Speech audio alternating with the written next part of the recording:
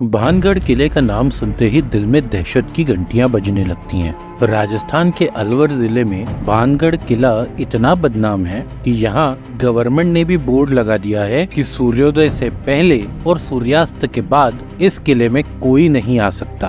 पर क्या वाकई यहाँ भूतों का डेरा है या ये सब कहानियाँ टूरिस्ट बढ़ाने की कोई तरकीब है? अब आप चाहे जादू टोने तंत्र मंत्र पर विश्वास करें या न करें, पर यहाँ भानगढ़ में ये एक विनाश की कहानी बन गई। नमस्कार, मेरा नाम है द हिस्टोरिकल स्टोरी टेलर और चलिए जानते हैं भानगढ़ किले के विनाश का राज। भारत में सबसे भूतिया जगह के रूप में लोकप्रिय भानगढ़ वास्तव में प्राचीन काल का एक समृद्ध शहर था। 17वीं शताब्दी में मुगल बादशाह अकबर के दरबार के नवरत्नों में से एक माधव सिंह द्वारा अपने बेटे मान सिंह प्रथम के लिए निर्मित भानगढ़ किला अपने समय में अपनी सुंदरता और शक्ति के लिए जाना जाता था। ऐसा माना जाता है कि रातों रात वीरान होने वाले भानगढ़ में लगभग 10,000 से अधिक लोग रहते थे। 400 साल पुरानी भव्य इमारत और इसके चारों ओर फैला हुआ शहर अपनी वर्तमान स्थिति का श्रेय भानगढ़ की उस दयनीय कहानी को देता है जिसने इसके दुर्भाग्य पर मुहर लगा दी। भानगढ़ किले में बड़ी तादाद में लोग घूमने जाते हैं, लेकिन रात होने से पहले ही वापस भी चले आते हैं। आसपास के लोग कहते हैं कि यहाँ रात के वक्त पायल की आवाज सुनाई देती है और घुंघरुओं की गूंज भी।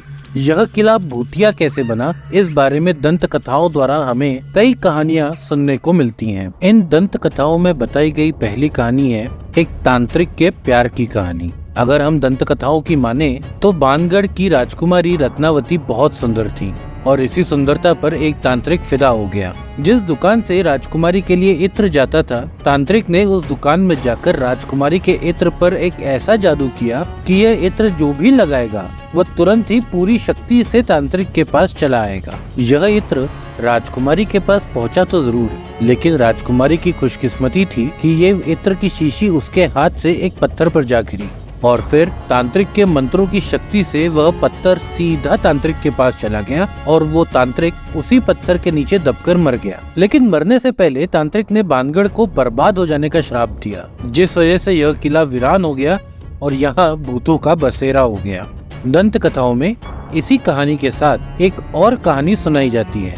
इस दूसरी कहानी के मुताबिक जिस भूमि पर भानगढ़ किला बना है वहाँ पे संत बालूनाथ जी का निवास था, इसीलिए माधव सिंह ने इस किले के निर्माण से पहले संत बालूनाथ जी से उचित अनुमति लेने का फैसला किया। संत बालूनाथ जी ने उन्हें यह अनुमति तो दे दी, पर साथ ही एक शर्त रखी कि इस किले की परछाई कभी भी उनके निवास पर नहीं पड़नी चाहिए, अन्यथा भानगढ़ किले को एक बड़ी त्रासदी का सामना करना पड़ेगा। लेकिन अफसोस, माधव सिंह के एक उत्तराधिकारी ने इन सभी चेतावनियों को नजरअंदाज करके किले की दीवारें ज्यादा ऊंची कर दी, जिस वजह से किले की परछाई संत बालूनाथ जी के निवास पर पड़ गई, जिसके परिणाम स्वरूप भानगढ़ किले को बर्बाद हो जाने का श्राप मिल गया। इन कहानियों के अलावा एक और कहानी है जो हमें दंत कथाओं में नहीं बल्कि लिखित इतिहास में मिलती है। ये तीसरी कहानी है कि सन 1720 में भानगढ़ इसलिए उजड़ने लगा क्योंकि यहाँ पानी की कमी थी और 1783 में एक अकाल पड़ा जिसने भानगढ़ को पूरी तरीके से उजाड़ दिया। अब यह अकाल प्राकृतिक था या किसी तांत्रिक या संत के श्राप का परिणाम, ये आप मुझे कमेंट सेक्शन में जरूर बताइएगा। जब हम भानगढ़ किले के इतिहास की तरफ देखते हैं तो हमें दंत कथाओं और लिखित इतिहास के बीच में एक बहुत इंटरेस्टिंग सा कनेक्शन मिलता है और साथ ही हमें अजीबोगरीब और भयानक कहानियों का भी पता चलता है। और इन्हीं सब चीजों के चलते बहुत से लोगों का मानना है कि भानगढ़ किले की कहानियाँ सिर्फ एक टूरिस्ट ट्रैप है। लेकिन हम विश्वास करें या न करें, यहाँ की कुछ अनूठी घटनाएं और अतीत की अद्भुत कहानियाँ हमको सोचने पर मजबूर कर देती हैं कि शायद भानगढ़ किला हमारे देश की सबसे डरावनी जगह है। इस वीडियो के अंत तक हमारे साथ बने रहने के लिए हम आपके आभारी हैं। यदि आपको ये वीडियो पसंद आया हो तो इसे लाइक और चैनल को सब्सक्राइब करें। धन्यवाद।